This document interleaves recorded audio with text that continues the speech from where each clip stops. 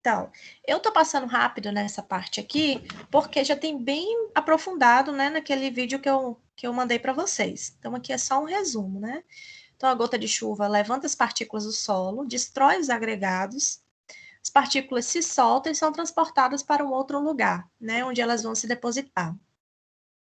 E aí a gente tem o comportamento do solo, dependendo do seu relevo, em solos planos, em solos declivosos, a taxa de erodibilidade vai ser maior, né, em solos mais declivosos. Tem o fator também cobertura vegetal. Solos com cobertura vegetal estão mais protegidos do impacto da gota de chuva. Então, se o solo estiver com uma cobertura, seja ela morta ou viva, ele já vai ter uma proteção com relação ao arraste de partículas do solo. Se eu estiver falando muito rápido, vocês podem falar, tá? Mas eu estou falando rápido porque eu já falo rápido de normal, mas também é uma revisão. Ok? Mas se estiver muito rápido, vocês podem sinalizar. E aí tem a diferença, né, com relação à erosão geológica e erosão antrópica, né? Explica lá no vídeo que a erosão é um processo normal também, né, que ocorre no ambiente, porém a gente acaba acelerando esse processo e a velocidade da erosão não acompanha a velocidade de formação do solo. Então acaba que a gente tem mais perda de solo, né, do que formação de solo. Então, na verdade, a erosão também é um processo natural. O que acontece é que a gente acaba acelerando esse processo por conta do manejo intensivo do solo. Então, a principal forma de erosão é a erosão hídrica, né? E aí existem vários tipos de erosão hídrica, né? Dos menos perceptíveis até os mais perceptíveis, como as vassourocas, né? Os túneis, as erosões, deslocamento, escorregamento de massas. Então, aqui é um exemplo do que faz o impacto da gota de chuva, né? Levantando as partículas do solo, carregando e depositando na baixada. Erosão laminar, que é a erosão que mais incide os solos, e é uma erosão muito grave, apesar da gente não levar muito em consideração, mas ela é um fator muito importante porque ela leva a primeira camada do solo, que nós vimos lá, que é a camada que contém a solução do solo, onde ocorrem as reações químicas de liberação dos nutrientes. Então, aqui mostrando a erosão laminar após uma chuva de verão. Então, veja que o solo onde a água passa aqui, ele é carregado. Vocês estão conseguindo ver aqui? Sim. Esse caminho que a água faz aqui, morro abaixo, ela leva as partículas do solo, né, que vão ser depositadas na parte de baixo. E após isso, o solo fica erodido e com a fertilidade baixa, porque essa camada de cima altamente reativa, ou seja, tem uma elevada capacidade de liberar nutrientes, ela é elevada, retirada do solo. Erosão em sulcos, né, é o agravamento da erosão laminar. Então, se a gente não entrar com medidas de proteção do solo, de técnicas de conservação do solo, neste momento, ela vai avançando e vai virar uma erosão em sulcos, né? Os buracos vão aprofundando e se nada for feito, vai agravando também, o sulco vai aprofundando no solo, né? Que é o caminho que a água faz. E ela vai agravando, virando uma vossoroca, que são esses grandes buracos, né, que são ocasionados pelo caminho da água. Pode ocasionar o escorregamento, né, deslocamento de grandes massas. A gente pode observar nessas casas que são construídas onde não há um solo apropriado para isso, né, em topo de morro, no meio do morro, né, quando ocorre uma chuva grave, ocorre o deslocamento de massas e acaba levando tudo. Aqui, né? Erosão em pedestal. A gente observa em locais onde venta bastante, então essa parte arredondada é por conta da ação do vento, né? Que vai erodindo as arestas, né, das rochas e vai deixando nesse formato arredondado. Erosão em pináculo, né? Também em áreas desérticas por conta do teor de sódio. Erosão em túnel, né? Que é quando a água penetra e vai formando um caminho por dentro da rocha. A gente tem a formação de túneis. E a erosão da fertilidade do solo, né? Que é qualquer erosão que possa reduzir a qualidade do cultivo, né? Mesmo que não haja remoção física do solo, como ocorreu na erosão laminar, na erosão em pináculo, na erosão em vossoroca, em sulcos, mas ocorre o desgaste do solo e ele perde a fertilidade, né? Perde parte dos nutrientes que a planta necessitaria para o seu desenvolvimento. Então, também é um tipo de erosão, sim. Erosão eólica, como o próprio nome diz, é ocasionado pelos ventos fortes, né? Ocorre em regiões áridas e semiáridas, porque se o solo estiver úmido, o vento não tem a capacidade de levantar o solo, né? De levar. Mas se ele estiver seco, né? Então o solo tem que estar seco, a granulação fina, a superfície lisa, cobertura vegetal rala ou inexistente, porque se a gente tiver o solo coberto, o vento também não vai conseguir levar partes do solo. E também tem que ser uma região em que ocorra ventos fortes e grande movimento de partículas. Aqui observem como é, né, a erosão eólica. Quais são os danos? Empobrecimento do solo, porque também vai levar partículas, né, de argila, de matéria orgânica. Olha só rapidinho. Oi, pode falar. Eu tinha esquecido do trabalho, era só até hoje, o trabalho de simulador de erosão. Na verdade, vocês iam começar a comentar hoje, né? Tá lá no cronograma que a gente ia começar a comentar hoje. Mas você pode enviar. Amanhã é? Amanhã é sábado. Não, amanhã não pode. Você pode enviar até segunda. Até segunda pode enviar, porque até segunda ainda vai estar podendo comentar, tá? Aí depois disso começa olericultura, né? Vocês têm a prova. E aí começa a olericultura na próxima semana. Pode enviar até segunda, tá? Porque o pessoal tem que ter um tempo para comentar também. Tá Okay? bom, obrigada.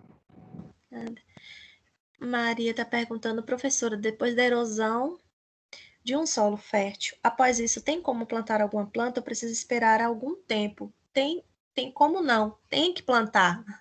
Você tem que plantar alguma planta lá, sim, né? Mas não um cultivo que você vá extrair tudo do solo, mas um cultivo que você vai devolver ao solo que foi retirado. Porque quando você planta, você atrai animais, você atrai micro-organismos, você deposita matéria orgânica no solo, você traz vida para o solo. Então, o solo só não pode ficar descoberto, né? Então, a gente vai ver lá nas técnicas de erosão que tem que plantar. Agora, o que plantar? Se um solo já está degradado, você não vai plantar um cultivo anual, você vai plantar um cultivo perene. Dependendo da situação, uma frutífera, né? Algo que você não tem que realizar um cultivo intensivo como a soja, como hortaliças, né? Que a não ser que você adube, mas você vai plantar uma frutífera, né? Ou você vai isolar aquela área e deixar que o solo se regenere de forma natural, né?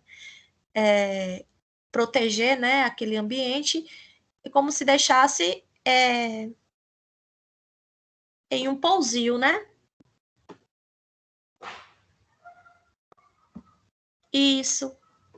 Não, esse conteúdo que eu tô passando agora é uma revisão daquele vídeo que eu passei. Ok? É só uma revisãozinha daquele vídeo. Aí eu vou entrar no assunto daqui a pouco, que é o assunto de técnicas de conservação do solo. Tá bom? Eu tô passando, que aí caso vocês tenham alguma dúvida, vocês perguntam, né, com relação ao vídeo. Então, aqui tem as fases de erosão, né? O controle, ou seja, aumentar a estabilidade e a rugosidade da superfície, né? Mantendo, já vem a resposta aqui para Maria, mantendo uma vegetação, resíduos de cultura ou uma cobertura. A gente tem que proteger o solo, só não pode deixar o solo nu, né? E aí a gente entra nas práticas conservacionistas. Então, quando ocorre a erosão, a gente tem que começar a proteger o solo. Na verdade, a gente protege o solo para evitar a erosão, para evitar que a erosão chegue, né? Então, o que são práticas conservacionistas? São todas as técnicas usadas para aumentar a resistência do solo ou diminuir as forças do processo erosivo. Qualquer técnica que a gente faça que proteja o solo, né? Que tenha um manejo mais adequado para os cultivos. Então, aqui a gente entra no assunto, né? Realmente novo, que aquele assunto foi o assunto do vídeo, tá bom? Mãe, posso entrar? Não. As práticas conservacionistas. Mas é que eu preciso pegar o xerife da impressora máscara facial. Pega, vai, entra. As práticas conservacionistas podem ser divididas em caráter vegetativo, caráter edáfico e caráter mecânico. Então, as práticas de caráter vegetativo, elas utilizam a vegetação para defender o solo, como o próprio nome diz. Então, a primeira prática é o florestamento ou o reflorestamento. O que é um florestamento? É quando nunca teve floresta ali e você está implantando pela primeira vez. Então, você está realizando um florestamento. E o reflorestamento é quando já houve floresta ali, mas ela foi destruída. Então, você vai reflorestar aquele ambiente. Onde a gente vai utilizar esta técnica? Em ambientes em que ocorre baixa capacidade de produção, então não serve para produzir, né? Você não vai conseguir produzir ali, ele está muito degradado, né? Ele tem que ser reflorestado, vai levar muito tempo para aquele solo se recuperar. Não adianta nem você plantar frutíferas. É uma situação bem drástica, né? Então você vai reflorestar aquele ambiente, né? E por lei, a gente tem que reflorestar margens de rios para proteger os rios de assoreamento, né? Que elas servem como se fossem os cílios, é como se os olhos fossem o rio e os cílios fossem a mata ciliar. Então, para que nosso cílio serve? Para não deixar que entre sujeira nos nossos olhos, né? E assim, a mata ciliar também protegendo os rios, ok? Então, ambientes que são muito susceptíveis à erosão. Então, na legislação traz também que ambientes com elevação acima de 45 graus, ou seja, topo de morros e inclinações acima de 45 graus, tem que ser floresta. Você não pode plantar nada, são áreas de preservação, ok? Então, que são as regiões com topografia acidentada. Deu para compreender? Sim, o Jobson já tinha comentado sobre isso. Ok. Então, aí, que entra na parte dele, né? E aí, outra técnica de conservação são as pastagens. Então, a gente vai do mais grave para o menos grave. Então, mais grave, aqui não cabe nem pastagem. Por lei, você tem que florestar ou reflorestar. Mas em baixadas, em áreas mais planas, você pode colocar pastagem. Esse solo, ele não vai aguentar, por exemplo, um cultivo anual, não vai aguentar um cultivo intensivo. Então, você precisa proteger ele, deixar ele coberto. Então, você vai colocar o quê? Pastagem. E colocar a quantidade de gado de acordo com a taxa de capacidade da pastagem, né? Vocês viram lá em Jobson. Então, pastagem, terrenos onde as culturas não proporcionam produções compensadoras ou onde há grande perigo de erosão. Por que a pastagem? Porque ela vai proporcionar a proteção ao solo, vai atentar para a capacidade, a gente tem que atentar para a capacidade de suporte da pastagem para não provocar mais erosão e evitar também o uso do fogo, porque com a utilização do fogo para limpar a área, a gente acaba esterilizando o solo, né? Ele aumenta a fertilidade de forma rápida, porque as cinzas são muito ricas, porém a fertilidade acaba de forma muito rápida, porque tira todo o estoque do solo e mata os animais, mata micro-organismos, né? Acaba com a vida ali, na verdade, quando você coloca fogo. Coloca fogo, você limpa tudo. E o solo, ele é vivo. Não é que você vai colocar fogo em algo que é vivo, né? Você vai matar. Plantas de cobertura é uma técnica de caráter vegetativo, né? para manter o solo coberto durante o período chuvoso, para evitar aquela ação lá da erosão da gota de chuva, evitar a lixiviação dos elementos nutritivos, ou seja, a lavagem do solo, quando a água vem e leva os nutrientes para outro lugar, a gente dá o nome de lixiviação. Proteção da matéria orgânica do solo, proporciona também sombreamento, né, reduzindo a temperatura e melhorando a umidade do solo, segurando a água no solo. Melhora as características físicas, porque o solo vai estar mais protegido da erosão, então ele consegue ficar mais estruturado. Melhora a solubilidade de muitas substâncias devido ao aumento da atividade de micro-organismos, né? Como eu falei, você tem que plantar, vai deixar o solo nu? Não, tem que plantar. Tem que plantar porque as plantas que vão começar a criar esse ecossistema no solo que vai ser fundamental para o desenvolvimento dele. Quais plantas de cobertura a gente pode utilizar? Esse exemplo aqui traz a ervilhaca, né? Esse exemplo aqui, o que ele fez? Ele roçou as plantas daninhas, né, as plantas invasoras, e deixou aqui em cima, cobrindo o solo. O que vai acontecer com elas? Elas vão se decompor e os nutrientes que elas têm, a biomassa delas, vai ser reposta no solo e vai virar matéria orgânica. É uma forma de proteção do solo também. Outra prática de caráter vegetativo, vocês estão entendendo até aqui? Sim. Sim.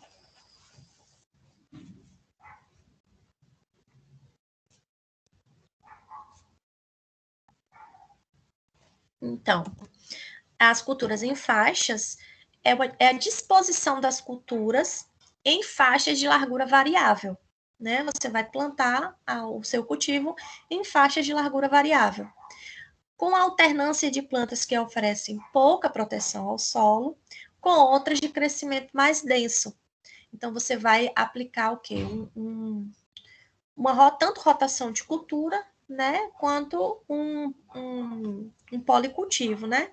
Então, combina o plantio em contorno, a rotação de culturas, plantas de cobertura até terraços. Você pode unir várias técnicas de conservação do solo nas culturas em faixa. Então, aqui, esse exemplo traz cultura em faixas alternadas de trigo, uma faixa com trigo, uma faixa com milho, e linho é no terreno com declive. É uma imagem aqui que é na França, né? Esse tipo de cultivo. Depois eu vou procurar uma imagem local para mostrar para vocês. Mas é porque essa imagem retrata bastante. Um cultivo alto, um cultivo baixo e um cultivo lá no finalzinho para proteger mais o solo, né? Só para retratar a questão das alturas e da largura das faixas. Por quê? Quando vem a água da chuva, ela já é barrada aqui. Aí ela vai, ela é barrada aqui. Entendem? Então, é uma proteção ao solo. E a questão da altura também está relacionada à erosão eólica, né? Protege essa planta aqui e faz sombra para outra, ok? Então, sistemas principais de cultura em faixa. Nós temos faixas de exploração contínua.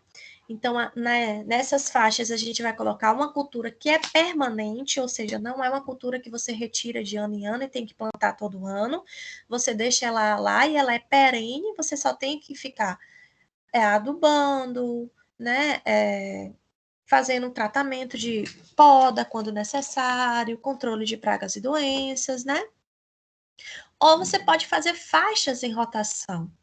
Então, anualmente, todas as culturas mudam de posição. Então, nesse caso, a gente vai utilizar a cultura anual, ou seja, a cultura que você tem que plantar todos os anos. Exemplo, cana-de-açúcar, mandioca e sisal, né? É interessante incluir leguminosa e, posteriormente, enterrar, porque a leguminosa, ela tem a capacidade de fixar o nitrogênio. Então, quando você planta leguminosa e depois você enterra, é como se você estivesse fazendo uma adubação nitrogenada. Ok? Sim.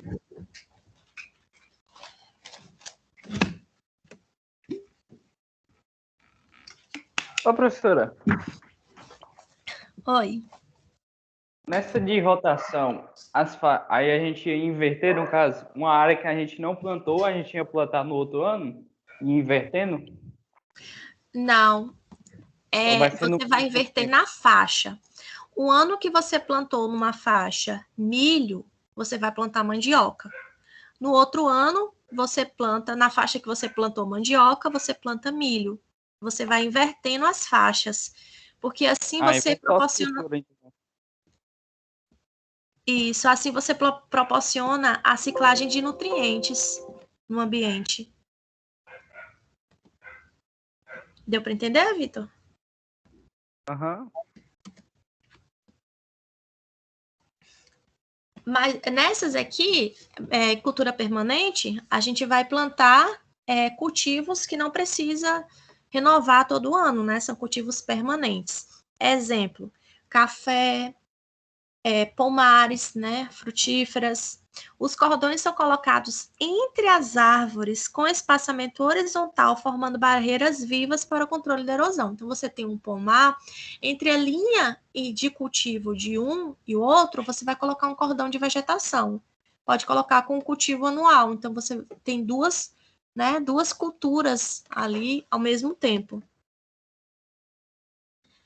O que proporciona esse cordão de vegetação permanente, né? No caso do pomar, do café, de plantas permanentes. A deposição dos sedimentos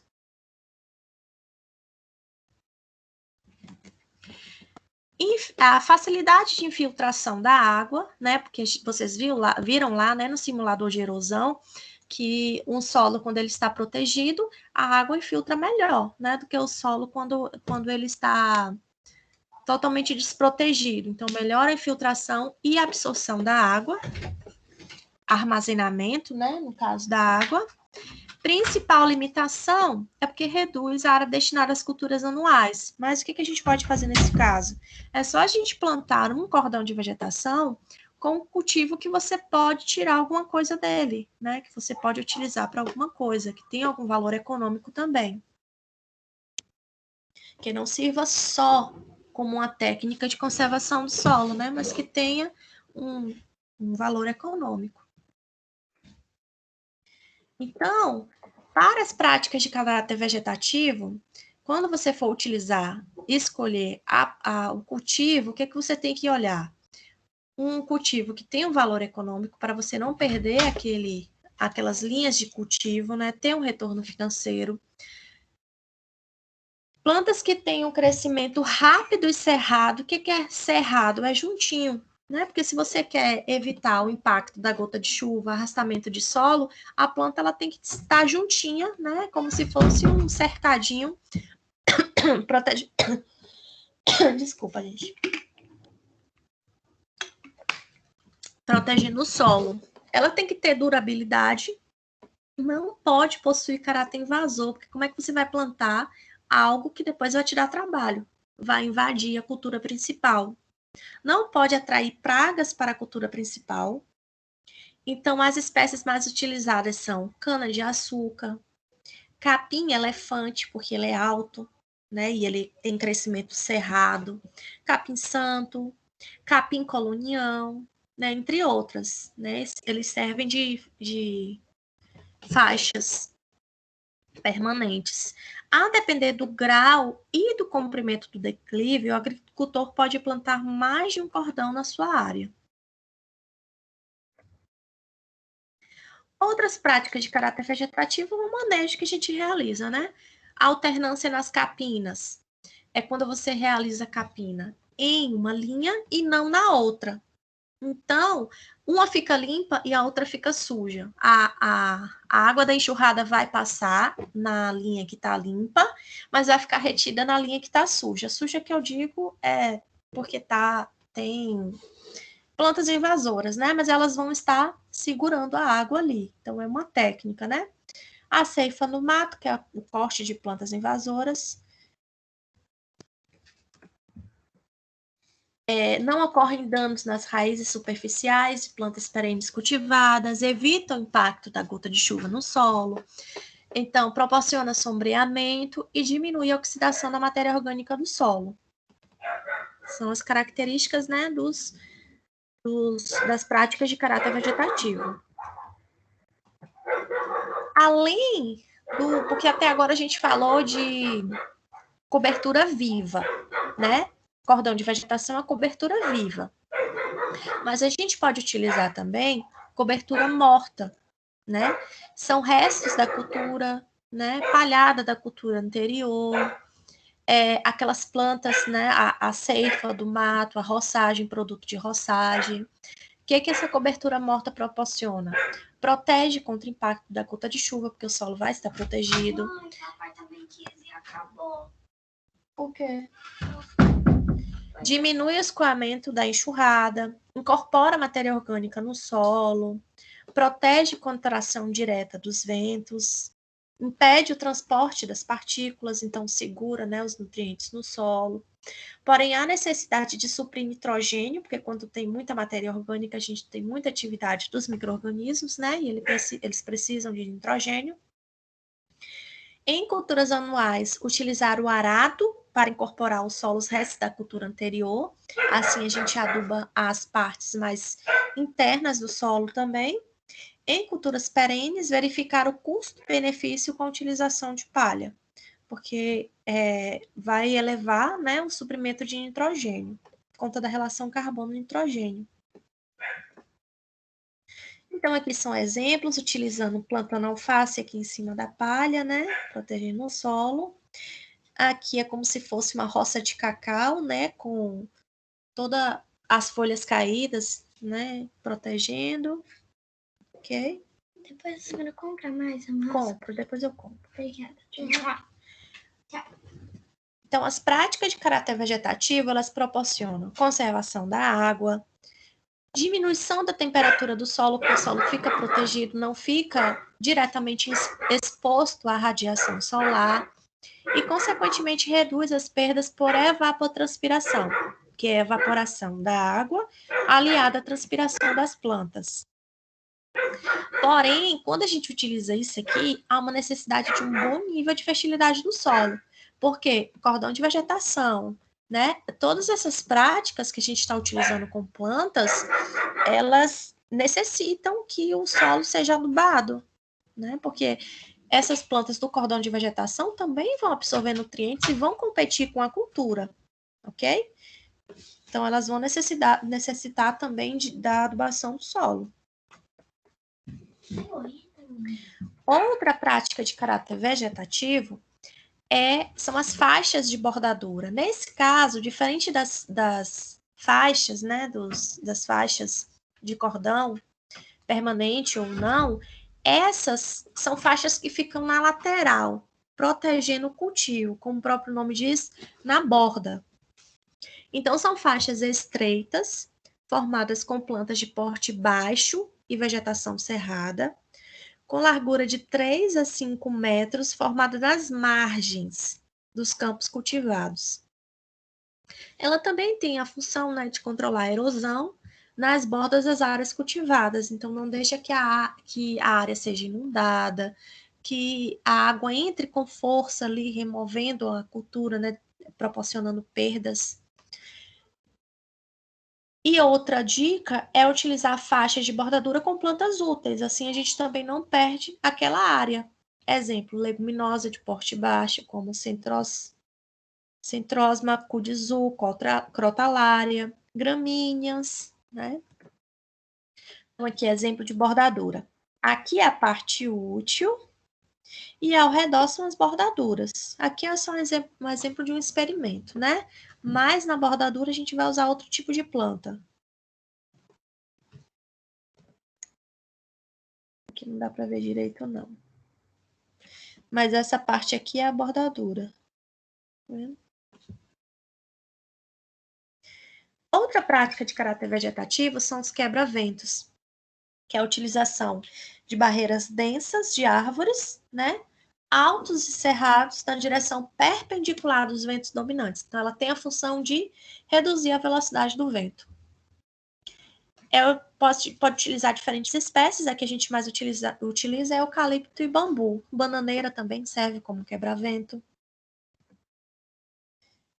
Então, aqui é eucalipto, né? né, diferentes tamanhos de quebra-vento, né, para impedir aqui a cultura. Por isso que vocês veem ao redor, assim, dos cultivos, ou bananeira, ou bambu, ou eucalipto. Eles têm a função de reduzir a velocidade do vento aqui, que proporciona erosão na cultura, no solo, e vai influenciar na cultura. Tá dando para entender?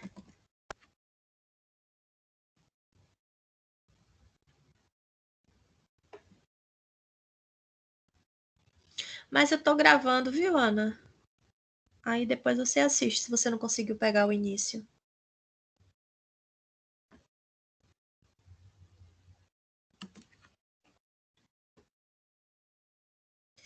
E aí a gente entra nas práticas de caráter edáfico, né?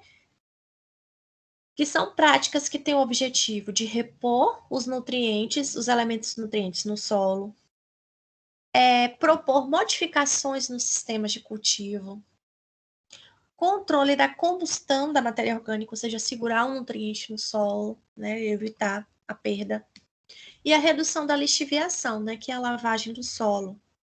Então, uma prática de caráter edáfico é o controle do fogo, ou seja, não colocar fogo, não limpar o solo com fogo, porque ele destrói a matéria orgânica. Ele volatiliza o nitrogênio é volátil, então, com a elevada temperatura, o solo perde nitrogênio na forma de gás. Elimina, mata todos os micro-organismos do solo, a não ser aquelas bactérias que resistem a elevadas temperaturas. Aumenta a erosão e, com o tempo, vai reduzir a produção, né, por conta de todos esses fatores. Uma prática de caráter edáfico é a adubação verde, que é a incorporação de plantas ao solo, né? Isso provoca proteção contra a ação da gota de chuva, melhoria nas condições físicas, aumento MO e matéria orgânica, tá? Aumento na matéria orgânica. Que plantas a gente indica para adubação verde? Plantas que cresçam rápido e produzem em curto período, né? Porque você está plantando só para adubar. Você vai cortar aquela planta ali e vai incorporar no solo. Então, ela tem que crescer rápido. Ela tem que ter elevada biomassa, porque se tiver pouca biomassa também não vale a pena. Por isso que a gente prefere as leguminosas. Também porque a gente vai estar adubando com nitrogênio, né? Suprindo nitrogênio no solo. Qual a alimentação da adubação verde? O plantio do adubo, em geral, é feito na mesma época que as demais culturas. Então, a questão da área, né, vai estar utilizando a área, ao invés de estar plantando a cultura principal, está plantando um adubo. Por isso, o adubo verde requer 1 ano sem cultura econômica no terreno, né? Você vai estar produzindo aquela planta para uma futura adubação. Depois vai enterrar o cultivo, né? E vai aguardar 2 ou 3 semanas para plantar o cultivo principal, porque tem que haver um tempo para os nutrientes reagirem no solo e serem liberados para a solução.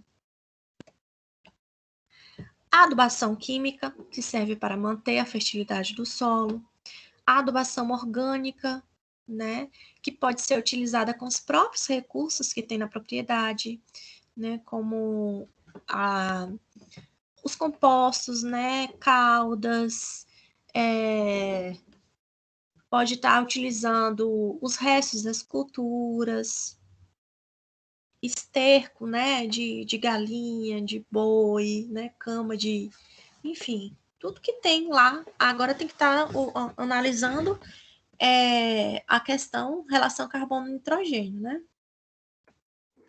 A calagem, também uma prática de caráter edáfico, ela tem o objetivo de neutralizar a acidez do solo. Então, antes da adubação, tem que fazer a calagem, porque o nutriente não vai reagir se o solo tiver ácido, ele não vai ser liberado para o solo se o solo tiver ácido.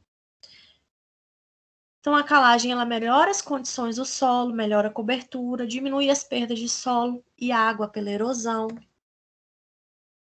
E nós temos agora, deu para entender até aqui, pessoal? Pode falar, João.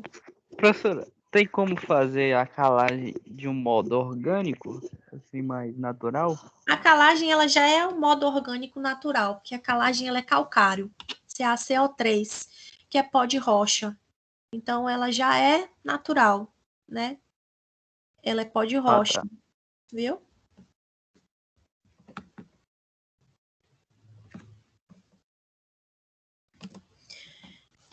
Então, a gente pode estar utilizando também práticas de caráter mecânico, né? Que são estruturas artificiais que são construídas com a finalidade de quebrar a velocidade e escoamento da enxurrada e facilitar a infiltração de água no solo. Como é que é feito isso? Então, a parte mais mecânica, né? A distribuição racional dos caminhos, né? Caminhos próximos aos contornos, talhões de forma alongada e curvada no sentido das linhas de nível do terreno, né? Para quebrar a velocidade da água. Plantio em contorno, né? O plantio em curvas de nível, ou seja, seguindo a circunferência, né, do terreno. Obstáculos à descida da enxurrada. Então, vocês já viram aqueles morros assim, e eles colocam, às vezes, saco de terra, pneu, troncos, né? Qualquer coisa para segurar mesmo o solo, impedir que a água leve solo, né? Até que o solo se recomponha. Então, são obstáculos mesmo. Qualquer coisa que possa colocar para impedir que a água leve solo. Então, aqui mostrando a questão da distribuição correta dos caminhos, do plantio em contorno. Então, olha só, como é esse terreno. Tem todo um cálculo em topografia que vocês vão aprender como é que faz para plantar desse jeito. Vocês vão plantando seguindo as curvas de nível do terreno, né? Para não plantar morro abaixo e assim, a hora que chover, porque, por exemplo, a hora que chover aqui, a água vai ficar retida aqui, vai ficar retida aqui, aqui, aqui. É como se fossem muros, né? Impedindo a passagem da água. Mas se você planta diferente, aqui eu estou no PDF, não tenho como riscar. Se você planta nesse sentido aqui, estão vendo minha mãozinha? Assim. Aí a hora que a água vir, ela vai levar tudo, né? Você planta no sentido da descida da água, ao contrário, você tem que plantar contrário à descida da água, para impedir a erosão do solo. E aí tem o terraceamento, que é a construção de uma estrutura transversal ao sentido de maior declividade do terreno, reduz o comprimento da rampa, controla a erosão hídrica e dá para combinar também outras práticas, como cultivos em faixa, cordões de vegetação, né? Então aqui é uma foto bem exagerada, digamos assim, dos terraços, mas é mais ou menos assim. Quando há uma situação muito séria, né, um terreno muito declivoso, a necessidade de construção de terraços. Né? Aqui mostrando algo mais real, né? Com o tempo esse solo vai se regenerando, tá? E volta ao normal, mas por enquanto a água vem, desce aqui e infiltra, parte vem, desce aqui e infiltra, né? Então é como se fossem escadinhas aqui, para impedir que a água passe com força e leve o solo. Então aqui são impedimentos que reduzem a velocidade da água. E aí, o que a gente tem que utilizar em um manejo sustentável do solo?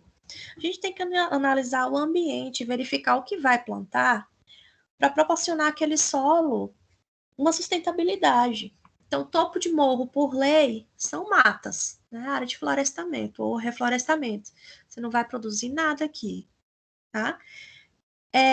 Rios, ao redor dos rios, são as matas ciliares, porque elas servem para proteger os rios, impedindo que os sedimentos desçam e assoreiem os rios. Aqui, topo de morro, mata.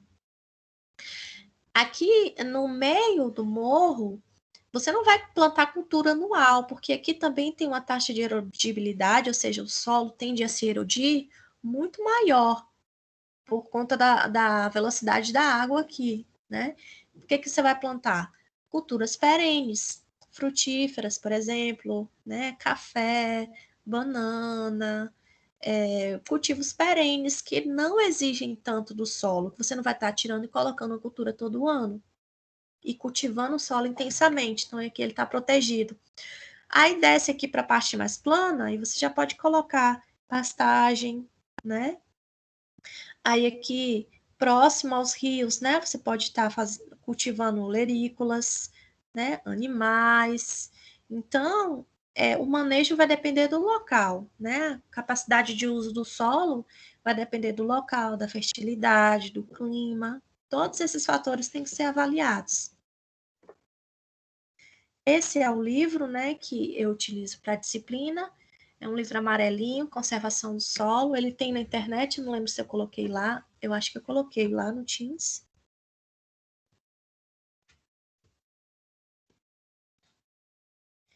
Ok? Então, esse é o nosso último assunto. Deixa eu parar aqui, então, a gravação.